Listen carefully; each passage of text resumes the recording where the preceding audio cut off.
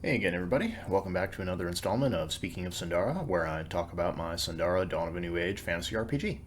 And as you can see, I'm still in the hotel, but hopefully this will be the last time you all see my face here. I should be back in my apartment by the time I make another video, so fingers crossed on that. But for this week's installment, I wanted to finally get to that Ask Me Anything I've been promising for a bit now, and I've got my list of questions here. I've been taking them out of questions people have left on my blogs, questions people have left on the videos, and the constant questions people leave on social media whenever I share something new. Apologies for the sound dampening and lighting, but I'm doing the best I can with what I've got. So, without further ado, and before a truck decides to blow down the wall, I'll get to the questions and we can see if this answers some of your curiosities.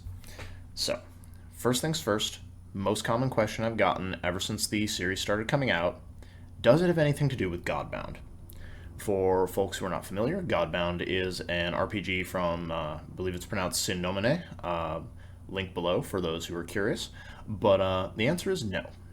Sundara has no connection to Godbound either in a publishing sense or in a gaming sense. So if folks were kind of hoping for something to connect onto that setting, apologies, you have been bamboozled.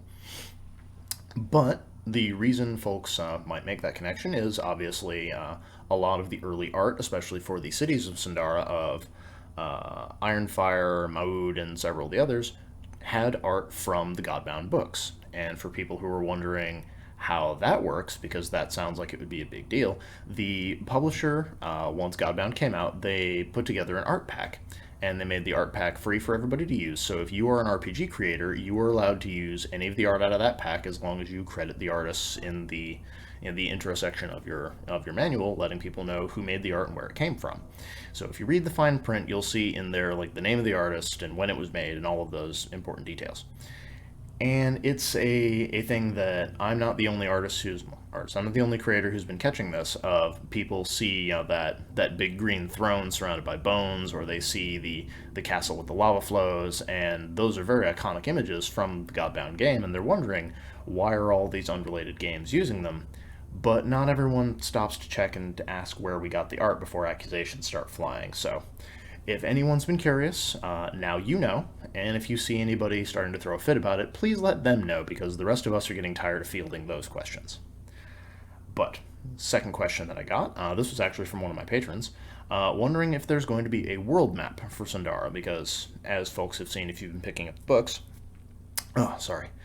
they've been coming out piecemeal of one city, one species, one location at a time, and while there are maps for the individual places and the areas around them, there's not really a cohesive sense of the world as a whole, at least as far as the players and the buyers go. But I have been keeping track of where everything is. I do have a growing world map, at least in my mind and sort of on a side piece, and I didn't print one out to show because it uses another piece of art from Godbound, because good maps are hard to make, and I am not an artist. I am a writer. That's why I do the writing part of things.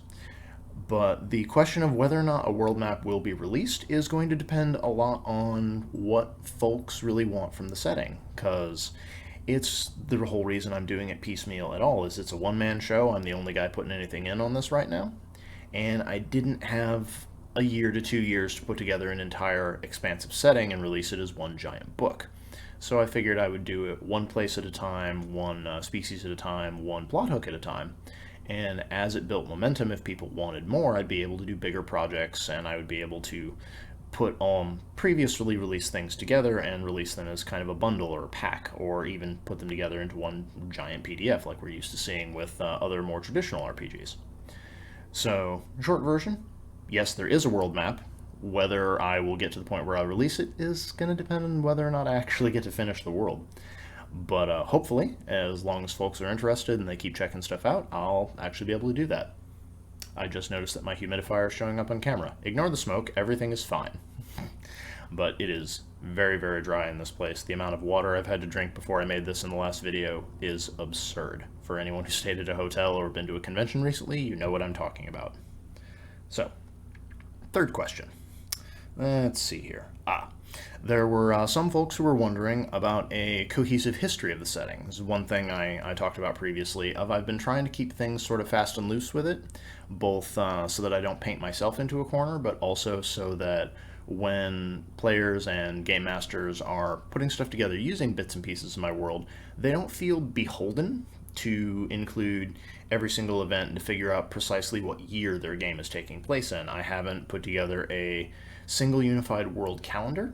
I am of the headcanon that there are several calendars and several record keeping systems that exist in the setting, and where you are and when you are really depends on which one of those your area happens to favor. But that's a detail, I'll get to it another time. But there are several world events that have been mentioned throughout the books that have come out, and I'm sort of taking that Dark Souls approach of tying things together in the details in the background, where if you read the fine print, you can figure it out, but if you don't read the fine print, it doesn't really affect your enjoyment of the game you're playing one way or another. But as an example, one of the bigger ones that's come up a couple of times and it's going to feature again in the upcoming piece I'm working on, Cults of Sundara, keep an eye out for that, is the fall of the Firin Empire. And fallen empires are a big thing with fantasy games. You literally trip over them every couple of campaigns you do. But as far as recent history in Sundara goes, they were probably the closest thing the setting has to a Rome. They were big, they were powerful, they were expansive, and they've been gone for several centuries at this point.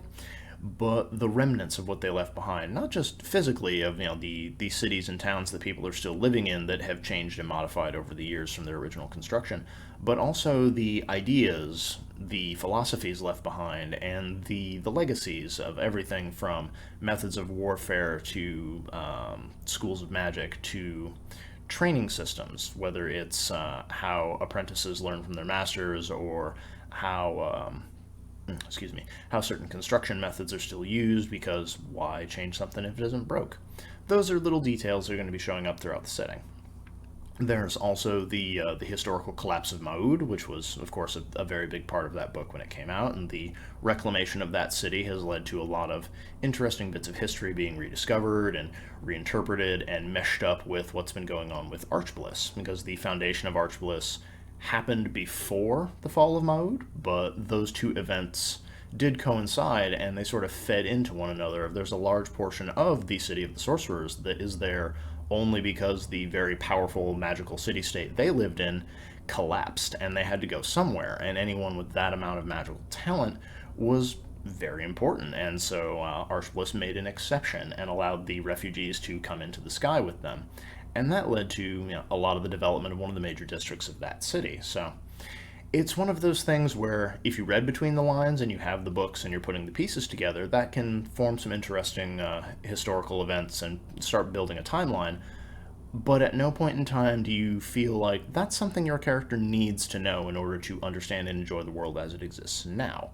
And that's kind of what I was hoping to do going forward. I want to have more of a general feel and certain islands of history throughout the sea rather than a map that everyone has to know and memorize and follow as if you were reading a history textbook, because that's entirely too much information and it's really easy to get bogged down in that kind of detail, and then that can make it difficult to enjoy the game you're actually playing now.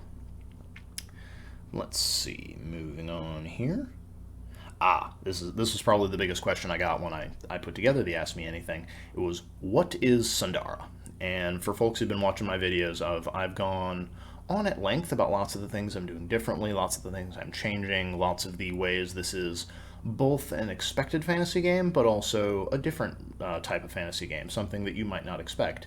And I realized as I started trying to explain this to people, I didn't have an elevator pitch for it. All of my explanations for what I was doing were very long-winded, and it was very easy to get lost or stop paying attention for it to sound kind of artsy-fartsy as to like the philosophies I was doing with what amounts to a game where we roll dice and talk in made-up voices. And so throughout all of that, I came up with a very simple, very straightforward pitch, and it is essentially Sundara is a weird fantasy RPG. And what that means, for folks who aren't familiar with the term and who can't figure out where I'm going with this, there is a genre called weird fiction. It was very popular in the pre-pulp and pulp days, back in the late 1800s to the 1920s. The Lovecraft era, the Robert Howard era, things like that. And, we got Conan and Cthulhu and all of those great staples that we still have today. This is when those were new. And weird fiction was characterized by authors and creators taking ideas from classic ghost stories and classic gothic horror, but taking those elements out of their natural environment and putting them into different stories where we didn't expect to see them. And this led to lots of genre blending and lots of mashups that led to really interesting, really strange combinations. But people were really interested. They wanted to see more of that. It was new, it was different, it was fun. And that's kind of an explanation for what I'm doing with Sundara. I've taken lots of the things we expect to see from fantasy and high fantasy RPGs, and I've sort of removed them from the usual tropes that we're used to seeing them attached to, and I'm trying to put them in new environments with new spin so that we see what amounts to ideas and story beats that we're familiar with, but we see them treated with new, I suppose, a new facet, if you were to look at it as a stone. I want to turn it slightly so that we're seeing it from a different angle and we're asking questions we didn't ask before. And so that's, I checked. I was surprised that weird fantasy wasn't actually an RPG category, so I may have inadvertently created something. So good on me. Yeah, for folks who enjoy that, who think that's a good label, feel free to use it. Apply it to your own stuff. If you're making something that you've had trouble explaining to people, but you know what it is, you just don't have that quick 5-minute explain it to somebody before they get off of their floor. Let's see, our next question here. Ah, yes. What drove the creation of Sundara? As I mentioned in the video I did a little while ago, it was kind of out of spite, which is what drives me and allows me to create most of my work, honestly.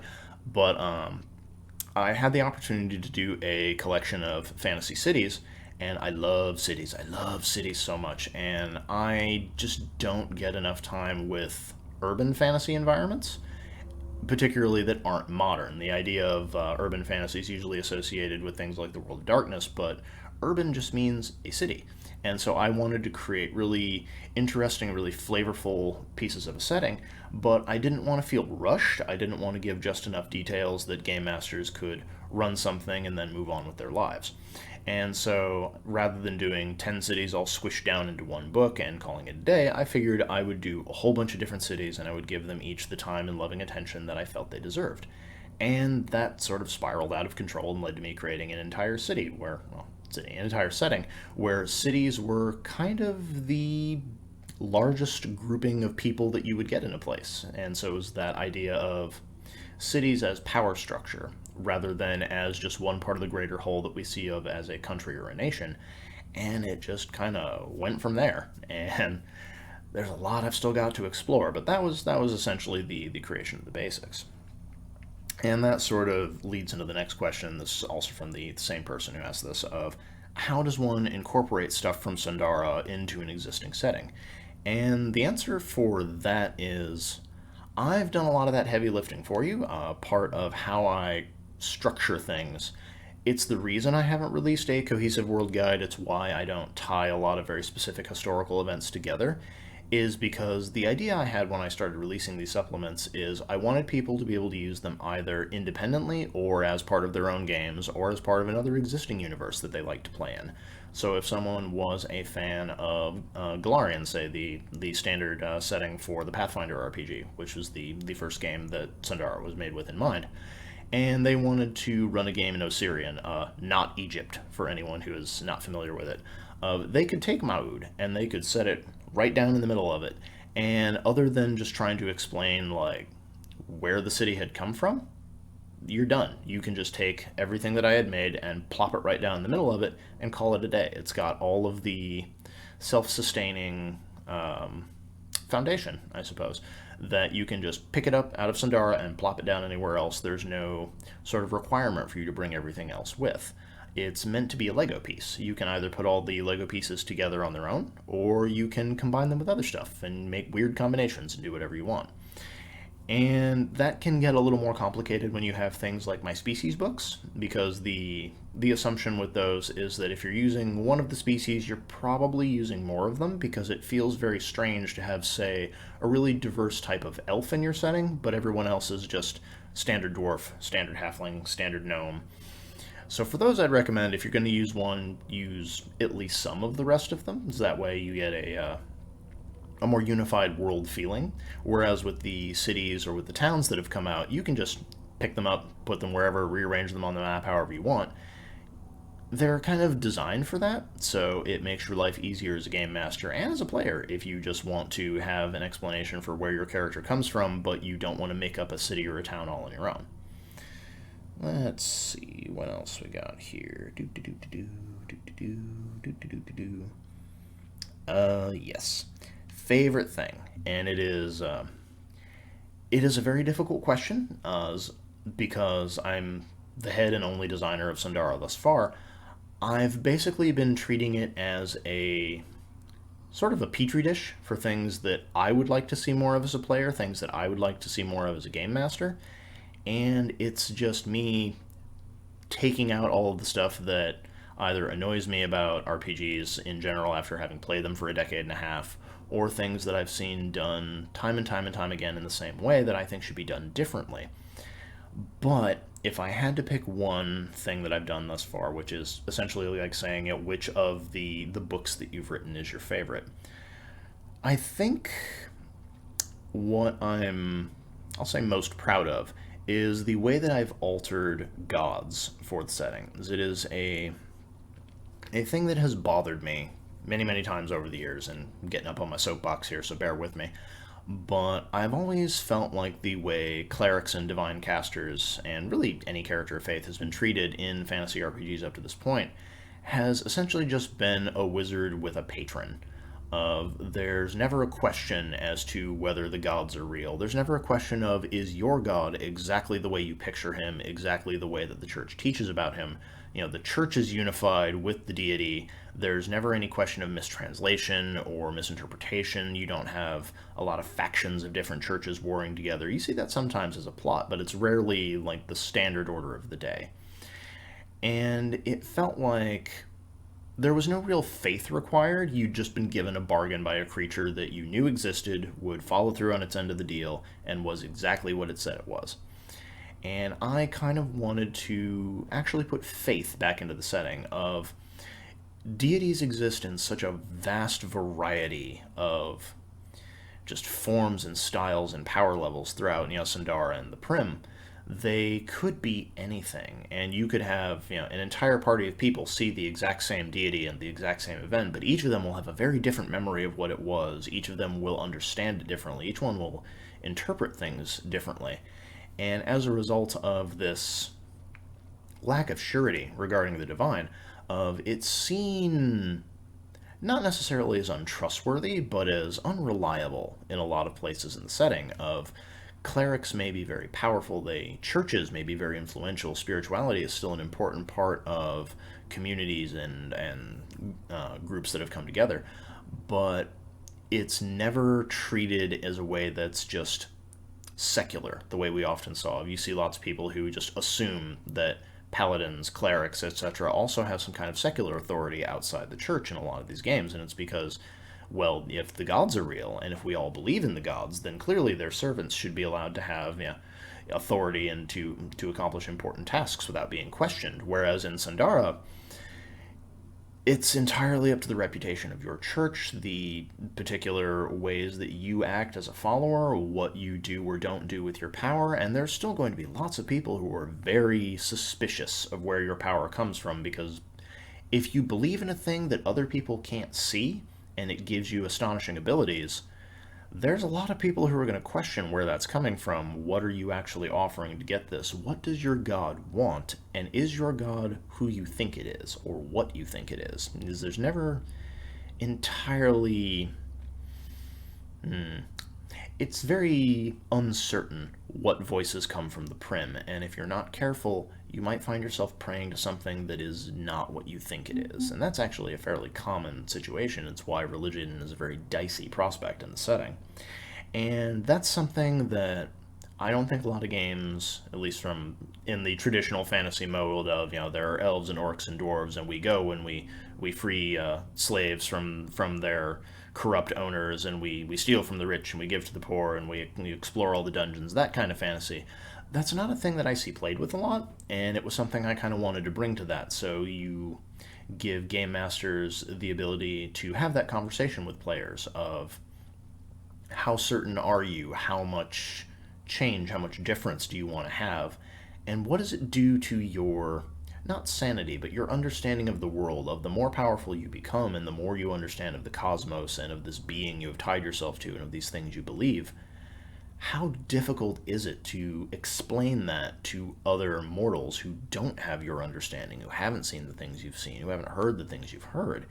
And it's an element of the world that I think is very interesting, even though it's not written into every single location, every single corner, I suppose, of it's such an important underlying facet, but it's not a big part of everyone's day to day life. And so I was really proud of that. I thought it was really interesting. And let's see here. Any other big important questions that I have not yet answered? There was one more that I figure I'll end on. There were some folks wondering whether there was going to be a completed history of the setting, if there was going to be like a big bound guide once it was all done. And much like with the world map, these are probably actually the same question but asked in different ways. I would very much like to put out a whole guide for the world. I would like to really just put all the thoughts together in one place so that if folks really like the setting, they can just get all of it in one bite and they can use it kind of like any other world guide out there for any other RPG. But not the issue, but the challenge with that is I, as folks know, am not hugely on Kickstarter. I'm the writer, I don't do a lot of publishing. So it would take a lot of resources, a lot of fan engagement. It would take a lot of desire from people to get that. It's a huge product, especially just to do all on my own. With help from Azukail Games, obviously they'd be doing a lot of the layout and the art and things like that. But I'd still have to write the whole damn thing and make sure that everything makes sense. And it's not that I am averse to it. I would very much like to do that, but again, it's going to depend on fan engagement. What do folks want to see? And how is it growing? As with everything else in RPGs, we are a part of the publishing industry, and if a book isn't selling, it's really hard to convince the publisher to let you keep doing more stuff with it. On that note, for folks who didn't see it, the Elves of Sundara supplement was Deal of the Day a couple days ago. It would have been more than a week by the time you all see this. But while that deal is over, all of the Pathfinder installments of Sundara are still on sale. So if you haven't checked out the setting yet, if it's a thing you want to see more of, you want to explore more deeply, give those a look. I would recommend picking up a couple of the cities, unless you're very much into the answer I gave regarding the Divine, in which case grab hold of Gods of Sundara. Any of them really work as an intro point to the world. I've tried to keep a very consistent theme, and I think all of them are equally interesting depending on what you like. Whether if you like dragons, go to Horde Reach. If you like mercenaries and sellswords, go to Ironfire. If you like cities full of undead, start at Maud. There's no bad spot to begin. And yeah, it's the more stuff I put out, it really depends on you guys. What do you want to see more of? Do you have any more questions? Do you have any desires? Is there a particular product you'd like to see me put out going forward? If I get a lot more questions, I might do another one of these. It was a little rambly, a little undisciplined, but it kind of goes with the location I've been stuck in, so hopefully I'll have something a little more scripted for you next time. But until then, happy gaming, everybody.